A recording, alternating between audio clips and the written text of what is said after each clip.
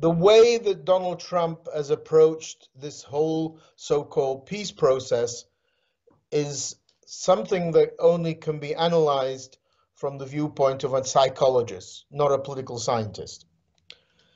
To claim that he is the best negotiator in the world is simply a joke. He's probably proven himself to be the worst negotiator in the world. You don't approach negotiations by firstly giving away potential cards you can negotiate before the negotiations begin. For example, Ukraine's NATO membership. You also try to apply equal amounts of pressure on both sides. But as everybody has noticed, not just Ukrainians, the sticks have been against the Ukrainians and the carrots have been with the Russians. There hasn't been a single occasion where Trump has applied pressure on Russia. Not a single occasion. And so why then would you be surprised that the peace talks, or whatever you want to call them, are not really getting anywhere? Because there's been no pressure on Putin to moderate his maximalist demands. Putin has stuck to the same maximalist demands he's had since spring 2022, and that's because he hasn't been pressured to do otherwise. I mean, Trump has not used economic, energy, or military pressure against Putin to change. So the demands and the pressure has been on Ukraine, and therefore the talks are in a kind of a potential crisis at the moment.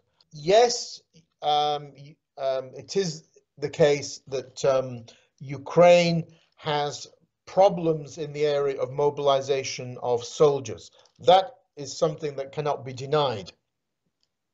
And there's a mixture of both reluctance to go to the army because they don't know if the peace process is going to happen tomorrow. Nobody wants to die on the last day of the war.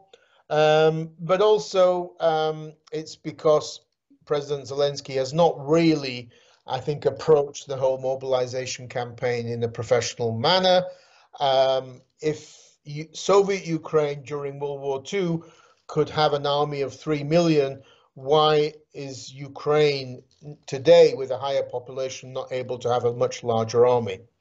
Especially because to defeat an enemy, you have to be at least 3 to 4 times bigger in size, and Russia has today 500,000 troops in Ukraine. The number of draft dodgers is impossible to talk about. The numbers. There's certainly some corruption taking place in military recruitment centers where people pay bribes to get out of this, or pay bribes to be told how they can sneak abroad, defect abroad. I came across this myself with a student in Germany where I was based at a university in November, a Ukrainian student who told me that one of these guys, one of these deserters or defectors, was living with her, and I complained to her and said, "Why are you helping him?" He said, "Well, you know, he's an old friend. I was quite critical towards her for this, and he had paid $10,000 to get out. The usual route to get out is across the river which separates Hungary and Transcarpathia. And if you don't know what you're doing, you can drown. Many people have drowned there. But obviously, Russia has far greater human resources than Ukraine. Russian soldiers are simply mujahideen kamikaze. I mean, their daily casualty rate is 1,300 approximately. That means 40,000 a month. That's killed and wounded. By next month, May of 2025, Russia will have reached approximately 1 million killed and wounded. I simply cannot see this continuing indefinitely. And I think most people cannot as well. I mean, eventually this is going to peter out, and the number of people agreeing to sort of, or willing to be mobilized, because this is voluntary mobilization, Russia's not using conscripts, every month is now less than the 40,000 who are casualties. So that eventually is going to peter out. Another factor in that whole Trump approach, which is, I think, more unpleasant, is the manner in which Ukraine is not treated very seriously. It's as though it's a bygone conclusion that Russia will eventually defeat Ukraine, which obviously is not true. Because on the battlefield, military experts who I respect and read, and there's a lot who I don't, because everybody seems to think they're an expert these days on the military. Last year was more dangerous for Ukraine on the front line than today. In 2025, Ukraine is doing fine on the front line. It's holding its ground. Russia is not advancing, despite all these Western claims that Russia is slowly progressing. That's simply not true. Russia controls 19% of Ukraine, which it controlled basically over the last 3 years. It's lost 1 million people for not really gaining much ground. So Ukraine's holding the ground on the front line. About 75% of Russian casualties are from different types of Ukrainian drones. Ukraine continues to assassinate high-ranking Russian officers in Moscow and elsewhere. Yes, I think what is crucially, I think, a challenge is air defense over Ukrainian cities. But, you know, I'm in Kyiv at the moment, and I was in Lviv recently. You don't feel as though this is a city under threat. In the center of Kyiv, there's no bombed out buildings, not a single one. And so maybe these things are brought down in the suburbs of Kyiv, probably, where it's maybe more dangerous, but certainly life goes on. People are out on the streets, people are driving, people are walking around, students are going to classes and stuff. So it's kind of a strangely odd. It doesn't feel like a country at war. So the idea that Ukraine is desperate, that Ukraine, as Trump put it, Ukraine doesn't have the cards, is simply not true. In fact, I think the Trump team are simply wrong in that they don't realize to what degree Russia is on the ropes. Russia's economy, finances, and kind of ability to fight, everybody who's an expert in this field says will only last either to the end of this year or to the middle of next year, 2026. Simply, Russia cannot continue at this level. Its financial situation is in dire straits. And the amount of technology Russia's lost means that many of the Russian attacks are simply not using armored personnel carriers or infantry fighting vehicles or tanks. They're now using scooters and golf buggies. I mean, you know, is this really the second best army in the world? This is a joke. I mean, come on. There are even donkeys on the front line now that Russians are using. So I think that the Trump team has simply, because of its russophilism, which of course has always been there. I mean, you know, the American Pentagon and elsewhere was absolutely adamant that Ukraine would also fall within 3 days. Is still lingering in this calculations about the war. They don't realize that Ukraine's actually in a relatively strong position, especially because when we go back to the question of military aid to Ukraine, there's that Ukraine has rebuilt its military industrial complex. And today, depending on who you quote, 40 to 50% of Ukrainian weapons are made in Ukraine. Now, some of that is done with Western money. Denmark is leading the way on that. Estonia, Sweden. I think Britain's come on board as well. That is incredible. You also have 300 plus small defense companies operating in Ukraine. So, you know, these kind of garage companies, if you want to call it that. I saw one of these in Lviv, which makes these kind of, I don't know what you call them. They're the kind of they're kind of little jeeps that you use on sanded beaches. and they're built for special forces, of course, to sneak in behind enemy lines. They make money from selling them to the West, and the money they make from that they use to build them for free for the military. And this kind of thing happening all over the country. When this war ends, Ukraine will be in the top 5 military producers in the world. There's simply no debate about that.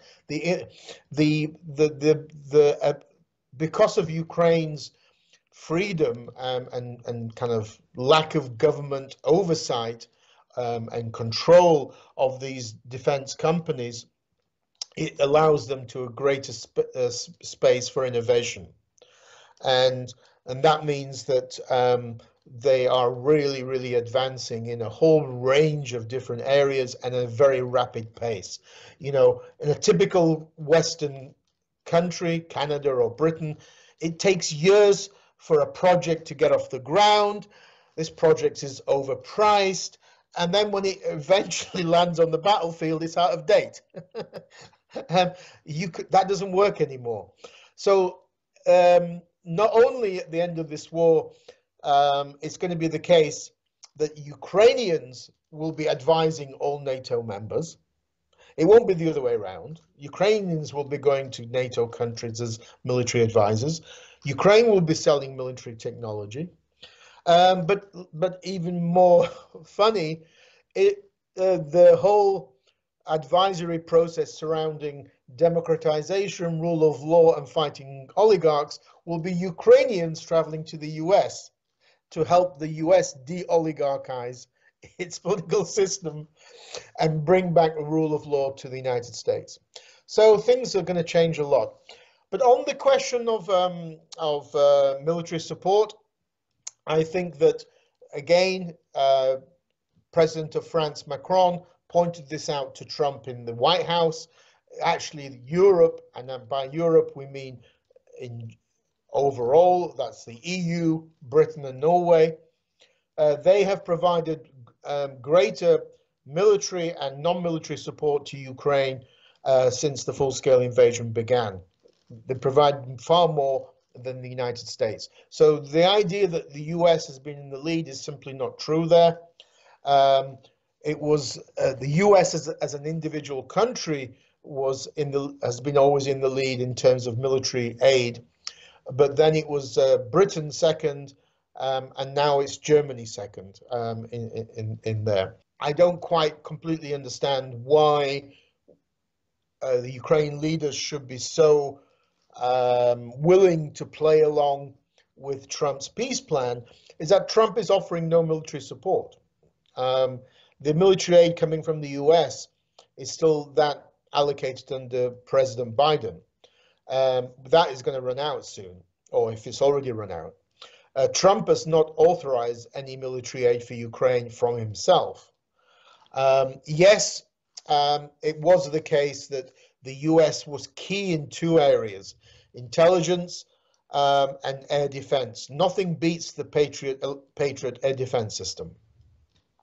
But if there is no Patriots and Trump has refused to sell them to Ukraine, President Zelensky offered to buy them. Trump refused for some reason. He's supposed to be a businessman, but he still refused. Then Ukraine will have to rely on other forms of air defense and he has a range of them from different European countries, including its own. But from now on, it looks like it's going to be the military aid to Ukraine is going to be a mixture of domestic production, which is, I think, going to increase a lot because most European countries believe that the best way isn't for military equipment to be kind of transported to Ukraine. It's cumbersome, it's expensive, it's dangerous potentially. It's to provide financial support to Ukrainian factories to produce it domestically. And what is interesting is that Russia has not been successful in striking not a single one of these Ukrainian military factories. So they've obviously built them in very secretively. They have not been hit. Ukraine has hit many Russian military factories. I mean, a huge number. There was one just this week that was really blown into smithereens. But Russia's not been doing that, not been able to do that to Ukraine. Maybe because they're smaller in size. So the military aid to Ukraine is going to be a mixture of domestic production with some Western financial support, and Western countries continuing to supply that military aid. That is, Western countries except the US. Possibly the Trump administration will change its tune if Ukraine signs up to a revised peace agreement. Maybe then Trump will agree to sell Patriots. Maybe Trump will authorize some military aid. We don't know. Trump changes his mind more often than most of us change our socks. How will this move forward? Well, what is good for Ukraine is that all the criticism Ukraine has of the Trump draft peace plan is all backed up by criticism from the Europeans. So the Europeans are on board with the Ukrainians in their criticism of Trump's so-called peace plan. And of course, the biggest obstacle is the legal recognition of Crimea as Russian territory. That is a no-go area for Europeans, as it is for Ukraine. De facto, yes, but de jure, no way. And the reasons for that are obvious.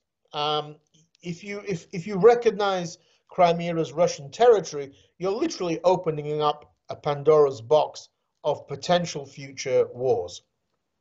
Whether that's Russia moving into the Narva area of northeastern Estonia, or China moving into Taiwan. It basically gives the green light that borders can be changed. Now, America's been beating its breast, saying that, this would then break decades of consensus in the US about the sanctity of the territorial integrity of states. I think this is a bit of a myth. Yes, it would be a major crossing of a red line, recognizing Crimea as Russian territory, but at the same time, everybody seems to forget that Western countries, including the United States and Britain, recognize Kosovo as an independent country. Ukraine has never done that because of the parallels between Kosovo and Crimea. The approach to the disintegration of the USSR and Yugoslavia was that a country could only become independent from those two entities if it had previously been a republic, not an autonomous region. So from the USSR, 15 republics, 15 new states. From Yugoslavia, wherever it was, I forget now, 6, 7 countries. So Serbia, Bosnia-Herzegovina, Croatia, etc. But not Kosovo, because Kosovo was an autonomous region of Serbia. But the West broke that cardinal rule by recognizing Kosovo. So let's not pretend this hasn't been done. And Russia's used the argument of Kosovo always to defend what it did in Crimea, even though the two things are completely different, because Kosovo's independent, Crimea was absorbed by Russia. But let's also not pretend in the case of Israel. I mean, the Americas turned a blind eye to 40 years of Israeli occupation of Syrian, Jordanian, and other territory of its neighbors. And so, whereas it certainly is a big red line recognizing Crimea, the West isn't completely, as it were, an innocent child on this. Could Ukraine continue to fight with just European and Canadian support without American? Yes, of course it could, because Russia's and this is where I think the Trump team don't get it. Russia's not in a great space economically, financially, militarily. The amount of equipment that Russia has lost can't be replaced. I mean, it's simply impossible. Russian casualties are so high, as I've mentioned, that eventually will create problems. There will eventually, and it's already starting, the number of people agreeing to voluntarily join the war is now less than the monthly casualty rate of 40,000. But more importantly, Russia has no power, not enough resources to basically launch a full-scale kind of offensive to break through Ukrainian lines. I mean, nobody at all predicts that. So Russia doesn't have that. All Russia can do is keep pressing, keep pushing with huge amounts of casualties and cannon fodder and what Russians call meat assaults, but that's not likely to lead to a major breakthrough. So it would be a continuous attritional war. Now, that's not great for Ukraine. The idea, and so I think we should be worried that the West doesn't if the Trump peace plan doesn't work, what is the goal of the West? What does the West want to do here? What does Europe and Canada want? The idea of a continuous war, a continuous attritional war, is not great. It's not good for Ukraine. Putin doesn't give a damn about the huge number of lives lost in Russia, but Ukrainians do. And the longer there is a kind of a war going on, the less chance there is to rebuild the country and for refugees to come back from Europe. So Ukraine is interested in a quick end to the war, but obviously not one where it would feel like it was capitulating. So Europeans, it's unclear what Europeans want in this war. Do they want Ukrainians just to die to the last Ukrainian to make sure that the war doesn't spread to them? Or do they want a quick to support Ukraine so that Russia could be militarily defeated? What are the two options? Obviously, the best option is for Russia to be militarily defeated. Maybe that's not possible. Well, then they should at least be more forthright, because the idea, why should Ukrainians keep on dying just so that Russia doesn't move? Russia doesn't then defeat Ukraine and then move on to fight Europe. Why should Ukrainians be fighting and dying for Europe when Europe hasn't exactly been very hospitable to Ukraine? I mean, it took the EU until 2023 to invite Ukraine to be a member. And NATO now has been shown to be completely disingenuous and completely lying since 2008, when it kept saying at every Congress that it holds every year that Ukraine will be a future member, and now we're told, well, you never will join. So hold on, you've been lying to Ukraine for what, 17 years? So I mean, I think the West really needs to decide what it wants. I mean, if a revised Trump peace plan without legal recognition of Crimea bears some kind of fruit, maybe, but there's a lot of questions still to be answered, and those questions are, firstly, a big no to legally recognizing Crimea as Russian territory. So de facto yes, de jure no. Secondly, that there should be some kind of strong security guarantees for Ukraine.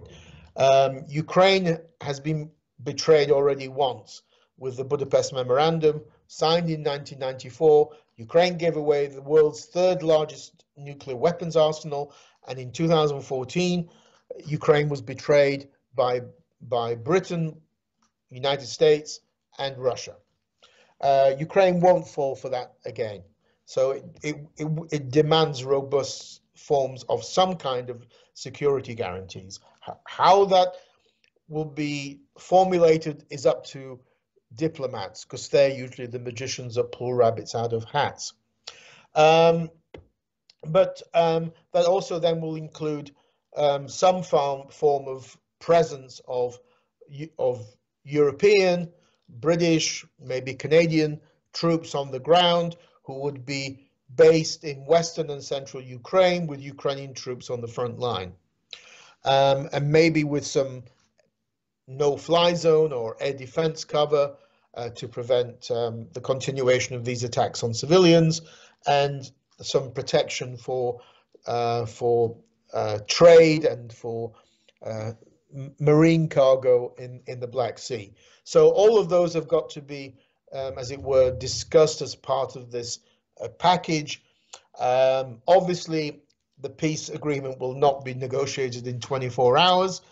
The 100 days deadline has been thrown out the window as well now by Trump, and Trump has now finally said, we have no deadline. So I don't think Trump's going to walk away, as he threatened to do, because that would be just too embarrassing for his image, because he's desperate to get this image of a peacemaker.